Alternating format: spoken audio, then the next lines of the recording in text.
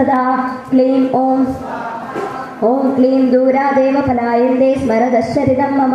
क्लीं ॐ स्वाहा पुष्पाक्षदैः ॐ क्लीं ऋषिरुवाच क्लीं ॐ स्वाहा ॐ क्लीं इत्युक्त्वा सा भगवती चण्डिका चण्डविक्रमा क्लीं ॐ स्वाहा ॐ क्लीं पश्यदामेव देवानां तत्रैवान्तरधीयता तेऽपि देवा निरातङ्गा स्वाधिकारान् यथा पुरा क्लीं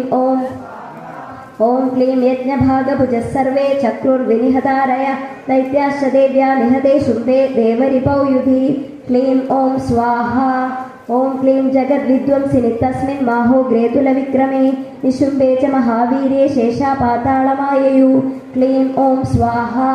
ॐ क्लीं एवं भगवती देवी सान्निध्यापि पुनः पुनः सम्भूय कुरुते भूव जगतः परिपालनं क्लीं ॐ क्लीं तयैदन्मोह्यते विश्वं सैव विश्वं प्रसूयते सा याचिता च विज्ञा